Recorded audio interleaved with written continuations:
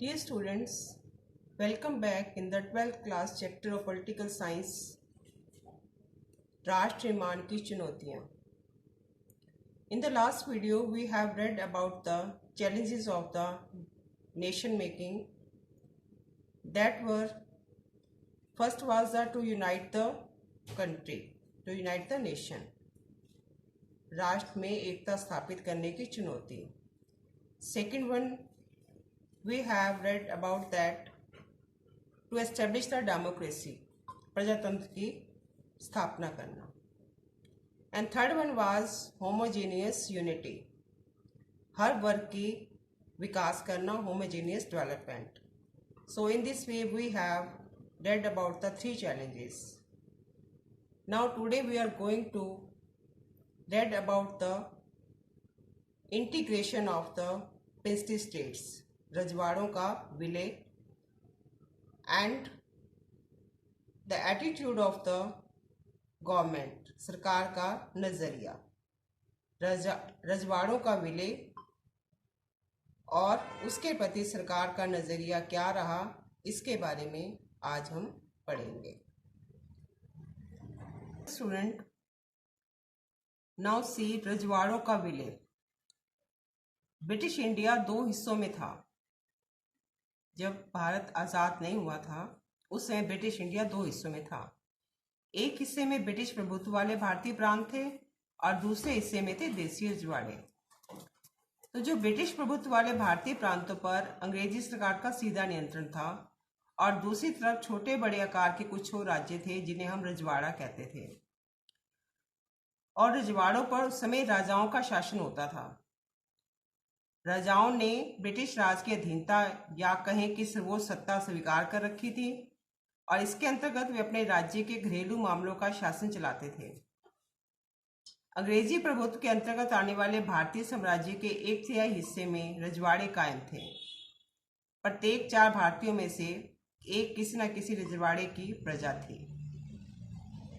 इस प्रकार हमने देखा कि ब्रिटिश इंडिया जो है दो हिस्सों में बटा था. एक हिस्से में ब्रिटिश प्रभुत्व वाले भारतीय प्रांत थे तो दूसरी तरफ देसी रजवाड़े थे. अब हम देखते हैं कि इन रजवाड़ों से क्या समस्या उत्पन्न हुई आज़ादी के बाद. आज़ादी के तुरंत पहले अंग्रेजी शासन ने घोषणा की कि भारत पर ब्रिटिश प्रभुत्व के साथ ही रजवाड़े भी ब्रिटिश अधीनता से आज़ाद हो जाएंगे. जो रजवाड़े ब्रिटिश के अधीन थे आज़ादी के बाद वो आज़ाद हो जाएंगे, ऐसी घोषणा की गई थी. इसका मतलब यह था कि सभी रजवाड़े, जिनकी संख्या लगभग 565 थी, ब्रिटिश राज की समाप्ति के साथ ही कानूनी तौर पर आज़ाद हो जाएंगे. अंग्रेजी राज का नज़रिया यह था कि रजवाड़े अपनी मर्जी से चाहे तो भारत या पाकिस्तान में शामिल हो जाएं या फिर अपना स्वतंत्र अस्तित्व बनाए रखें. This flexibility was given to them.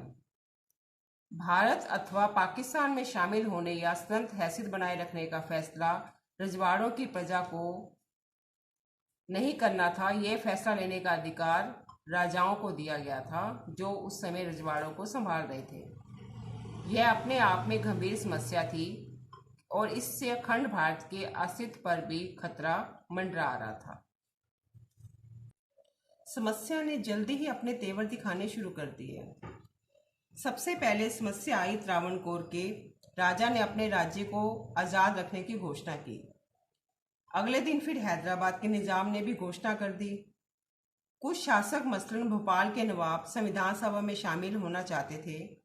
रजवाड़ों के शासकों के रवैये से ये बात साफ हो गई थी कि आज़ादी के बाद हिंदुस्तान कई छोटे छोटे देशों की शक्लों में बढ़ जाने वाला है. जो लोकतंत्र का भविष्य था वो अंधकार में दिखाई देने लग गया था. भारतीय स्वतंत्रता संग्राम का लक्ष्य एकता और आत्मनिर्भर के साथ साथ लोकतंत्र का रास्ता अख्तियार करना भी था, जैसा कि हमने पहले पढ़ा. इसे देखते हुए यह स्थिति स्पष्ट अपने आप में विचित्र थी. अधिकतर रजवाड़ों में शासन अलोकतंत्र रीति से चलाया जाता था. रजवाड़ों के शासक अपनी प्रजा को लोकतांत्रिक अधिकार देने के हक में नहीं थे, जबकि भारत में ये माना गया था कि आज़ादी के बाद वो लोकतंत्र को अपनाएंगे. अब हम देखेंगे कि इन समस्या के प्रति सरकार का नजरिया कैसा था। छोटे बड़े विभिन्न आकार के देशों में बढ़ जाने की इस संभावना के विरुद्ध अंतिम सरकार ने कड़ा रुख अपनाया। मुस्लिम लीग ने भारतीय राष्ट्रीय कांग्रेस के इस कदम का विरोध किया। लीग का मानना था कि रजवाड़ों को अपनी मनमर्जी का रास्ता चुनने के लिए छोड़ दिया जाना चाहिए। रजवाड़ों के शासकों को मनाने समझाने में सबसे बड़ी भूमिका निभाई लौह पुरुष सरदार वल्लभ भाई पटेल ने,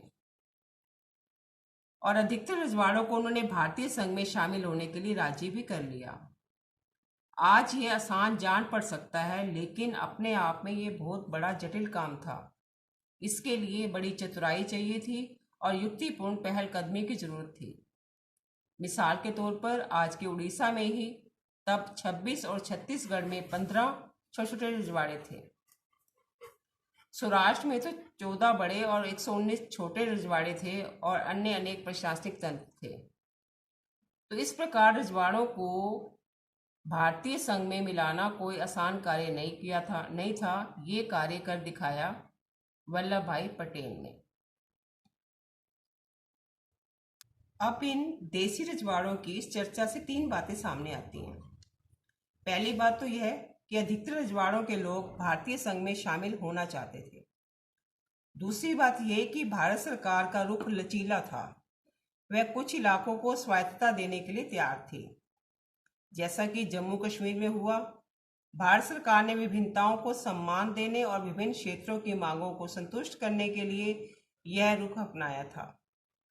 तीसरी बात, विभाजन की पृष्ठभूमि में विभिन्न इलाकों के सीमांकन के सवाल पर खींचतान जोर पकड़ रही थी, और ऐसे में देश की क्षेत्रीय अखंडता एकता का सवाल सबसे ज्यादा अहम हो उठा था।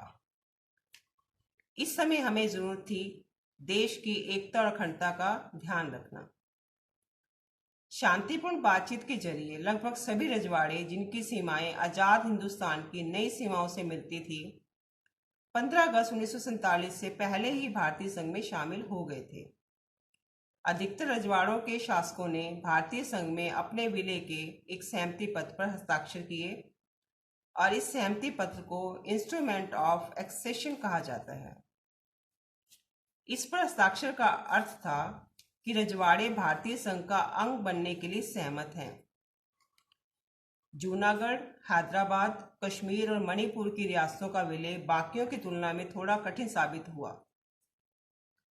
तो इस प्रकार इस अध्याय में हम हैदराबाद और मणिपुर की रियासतों के विलय के मामले में आगे पढ़ेंगे कि उनका विलय भारत में फिर कैसे हुआ। कश्मीर के विलय के बारे में भी हम आगे पढ़ेंगे कि कैसे कश्मीर की समस्या को देखा गया। इस प्रकार ये कुछ रजवाड़े थे जिनके विलय के मामले में कठिनाई आई, उनके बारे में हम आगे पढ़ेंगे। Till then, bye, thank you.